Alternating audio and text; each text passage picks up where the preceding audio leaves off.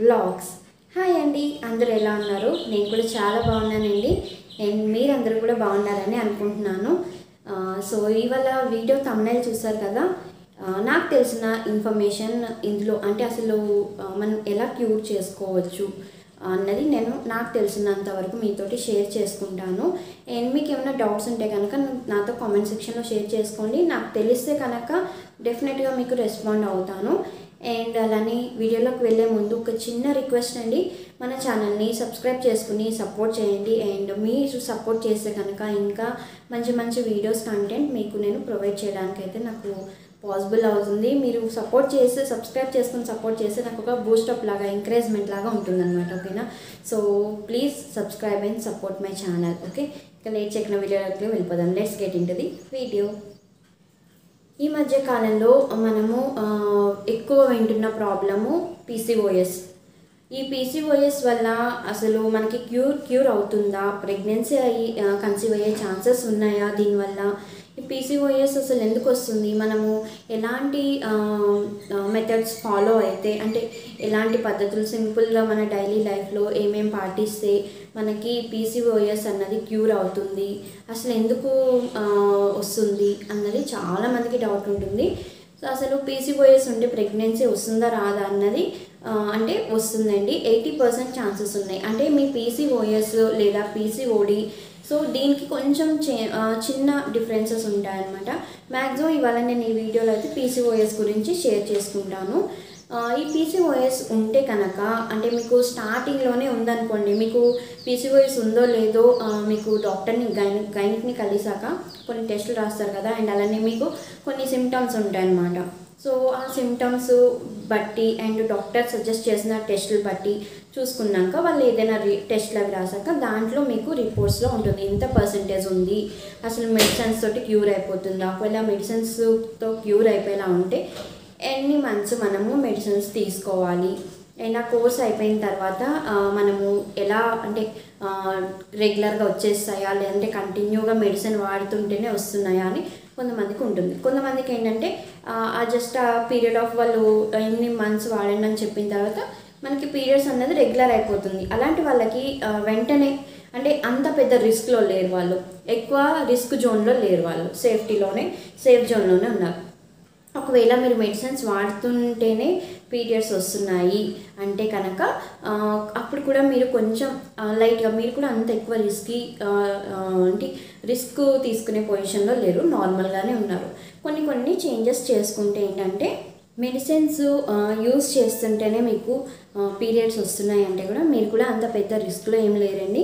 కాకపోతే మీ లైఫ్ స్టైల్లో కొన్ని చేంజెస్ చేసుకుంటే కనుక ఖచ్చితంగా మీకు ప్రెగ్నెన్సీ వచ్చే ఛాన్స్ ఉంది.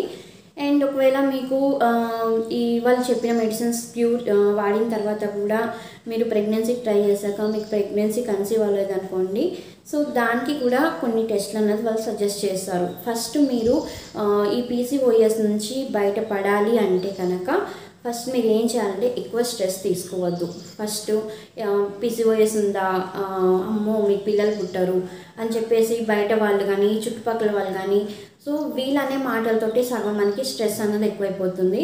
ఖచ్చితంగా మీరు పీసీఓఎస్ నుంచి బయటపడాలి అనుకున్నప్పుడు నేను నా లైఫ్ అంతే, మీరు పక్క వాళ్ళు వీళ్ళు ఏమంటారు వాళ్ళు ఏమంటారు అని చెప్పేసి వాళ్ళ మాటలు ఎవరి మాటలు పట్టించుకోకండి. ఎందుకంటే పెయిన్ ఎలా ఉంటుంది మనం అట్లీస్ట్ అర్థం చేసుకోవచ్చు. అండ్ అలానే ఎవరైనా కామెంట్ చేయగానే దాన్ని ఎక్కువ తీసేసుకుని మీ స్ట్రెస్ ఫీల్ అయిపోయినంత మాత్రాన మీ పీసీఓఎస్ అన్నదంటే మీ ప్రాబ్లం అన్నది క్యూర్ అవ్వకపోగా ఇంకా మీరు ఎక్కువ స్ట్రెస్ తీసుకోవడం వల్ల మీకు ఇంకా ప్రాబ్లం ఎక్కువ ఇంక్రీజ్ చేసుకుంటున్నారు. సో స్ట్రెస్ని అవాయిడ్ చేయండి. వీలైతే మీకు ఇష్టమైతే మీకు ఎవరైనా ఏదైనా అన్నారనుకోండి, సో ఆ స్ట్రెస్ని తగ్గించుకునే మార్గాలు వెతుక్కోండి. అంటే కొంతమందికి మ్యూజిక్ వింటే ఇష్టం, కొంతమందికి కాసేపు ఏదైనా బుక్ చదువుకోవడం ఇష్టం, లేదా కొంతమందికి పిల్లలతోటి టైం స్పెండ్ చేయడం ఇష్టం, లేదా కొంతమందికి మూవీ చూడడం ఇష్టం. ఇట్లా ఒక్కొక్కరికి ఒక్కొక్క స్ట్రెస్ బస్టర్ అని ఉంటుంది కదా. సో అట్లా మీ స్ట్రెస్ రిలీఫ్ కోసం మీరంటూ మీకోసం ఒక రోజులో 1 hour మీకోసం టైం అంటూ స్పెండ్ చేసుకోండి. అండ్ అలానే ఎవరో ఏదో చెప్పారనేసి మీరు హోప్ మాత్రం వదలద్దు. మీరు హోప్ మాత్రం వదిలేసుకుంటే ఖచ్చితంగా వీళ్ళన్న మాటలు మీరు బ్రెయిన్లో పెట్టేసుకుంటారు అండ్ స్ట్రెస్ లెవెల్స్ పెరిగిపోతాయి. అండ్ వీలైతే మీకు ఇంటి దగ్గరలో ఏదైనా యోగా సెంటర్ ఉంటే కనుక యోగాలో జాయిన్ అవ్వడానికి ట్రై చేయండి. మీకు స్ట్రెస్ రిలీఫ్ చాలా వస్తుంది. అండ్ అలానే మీకు యోగా కూడా మీకు హెల్ప్ఫుల్ ఎలా అవుతుందంటే ఈజీగా మీకు ఈ ప్రాబ్లం నుంచి బయటపడడానికి మీ హార్మోనల్స్ కూడా ఇంబ్యాలెన్స్ అయిపోతాయి. ఈ పీసీఓఎస్ ఎవరికైతే ప్రాబ్లం ఉందో, సో ఆ హార్మోనల్ ఇంబ్యాలెన్స్ కూడా మీకు యోగా వల్ల క్యూర్ అయిపోతుంది అనమాట. సో మీరు మీకు టైం ఉంటే ఒకవేళ యోగా కుదిరితే కనుక యోగా జాయిన్ అవ్వండి. లేదా మీరు ఆన్లైన్ క్లాసెస్ ఉంటే అలా కంటే కూడా అట్లీస్ట్ ఒక 1 మంత్ అయినా సరే మీరు యోగా ట్రైనింగ్ తీసుకుని చేస్తే బాగుంటుందని నా సజెషను. ఎందుకంటే మనకు తెలియకుండా ఇంట్లో చేస్తే ఏదైనా ప్రాబ్లమ్స్ రావచ్చు. సో అందుకని వాళ్ళ గైడెన్స్లో చేస్తే మీకు అంత రిస్క్ ఉండదు అనమాట. అండ్ అలానే మీరు కొంచెం లైఫ్ స్టైల్ పద్ధతులు అంటే ఇప్పుడు చాలామందికి ఏంటంటే బయట ఫుడ్ తినడం బాగా అందరికీ కామన్ అయిపోయింది. సో మీరు ఎవరైతే మీకు ఈ ప్రాబ్లం ఉందో ఖచ్చితంగా మీరు బయట ఫుడ్ని అవాయిడ్ చేసేసేయాలి. అందులో ఏదో వీక్లీ వన్సే కదా, వీక్లీ ట్వైసే కదా, అందులో అస్సలు ఎక్స్క్యూజెస్ లేవండి. మీరు తొందరగా ఆ ప్రాబ్లం నుంచి ఎంత తొందరగా మీరు బయటపడాలనుకుంటుంటే అంత తొందరగా మీరు ఈ అలవాట్లన్నీ మీరు చేంజ్ చేసుకోవాలి. ఫస్ట్ మీరు బయట ఫుడ్ని అవాయిడ్ చేసేసండి, స్ట్రెస్ లెవెల్స్ని తగ్గించుకోండి. అండ్ అలానే టైంకి అంటే ఫుడ్ కరెక్ట్గా టైంకి ప్రాపర్గా తీసుకోండి. అండ్ మీరు ఫస్ట్ మీరు ఎంత వెయిట్ ఉన్నారో చెక్ చేసుకోండి. ఈ పీసీఓఎస్ ఉన్న వాళ్ళు ఒకవేళ మరి ఓవర్ వెయిట్ ఉన్నారు అని మీకు అనిపించారు అనుకోండి, మీకు గైనిక్ చెప్తారు, సజెస్ట్ చేస్తారు. సో ఖచ్చితంగా వెయిట్ తగ్గడానికి ఒక 1 అవర్ మీకు వీలైతే ఎక్సర్సైజెస్ చేయండి. లేదు కదా మీరు కరెక్ట్ ప్రాపర్గా అంటే ఎక్కువ తినేసేయడం, లేదంటే తక్కువ తీసుకోవడం ఫుడ్, మరి లేదంటే అసలు తినకుండా ఉండడం, లేదా బ్రేక్ఫాస్ట్ స్కిప్ చేయడం, ఇలాంటివి చేయకండి.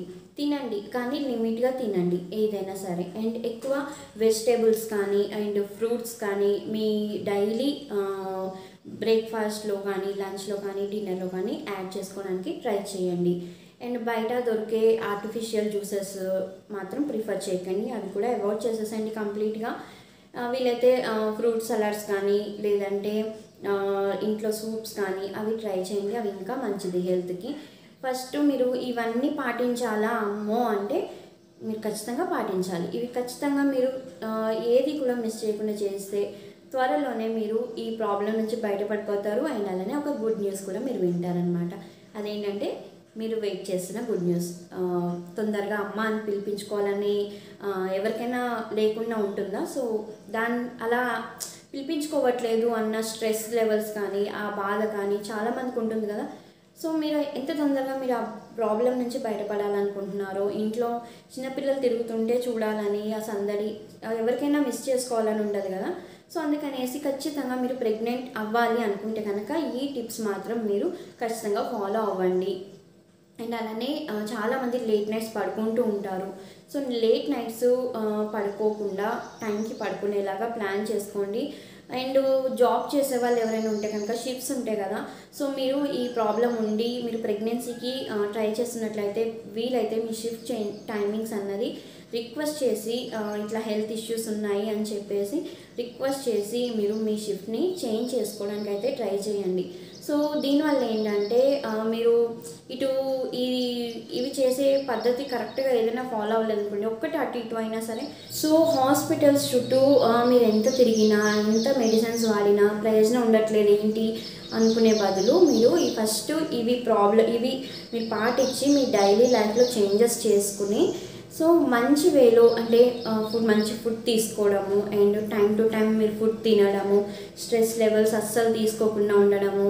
అండ్ అలానే మంచి నిద్ర అంటే ఇప్పుడు చాలామంది స్లీప్ టైమింగ్స్ అన్నది చాలా డిపెండ్ అయిపోయింది. కొంతమంది ఫోన్ చూస్తూ, కొంతమంది వేరే వర్క్ వల్ల లేదంటే ఏదో ఒక రీజన్ వల్ల స్లీపింగ్ టైమింగ్స్ అన్నది లేట్ నైట్ అయిపోతుంది. సో అలా కాకుండా మీరు ప్రెగ్నెన్సీకి ప్లాన్ చేసే ముందు అండ్ ఈ ప్రాబ్లంలో ఉండి మీరు కోర్సు అంటే వాళ్ళు గైనిక్ ఇచ్చిన కోర్స్ మీరు వాడేటప్పుడు కూడా ఖచ్చితంగా ఇవి ఫాలో చేస్తే మీకు బెస్ట్ రిజల్ట్స్ అయితే ఉంటాయి. అండ్ తొందరగా మీ హార్మోనల్ ఇంబ్యాలెన్స్ ఏదైతే ఉందో అది ఖచ్చితంగా మీకు క్యూర్ అయిపోతుంది. సో ఎప్పుడైతే హార్మోనల్స్ ఇంబ్యాలెన్స్ అన్నది ప్రాబ్లం మీకు పోయిందో ఆటోమేటిక్గా మీ పీరియడ్స్ అన్నది రెగ్యులర్ అయిపోతాయి.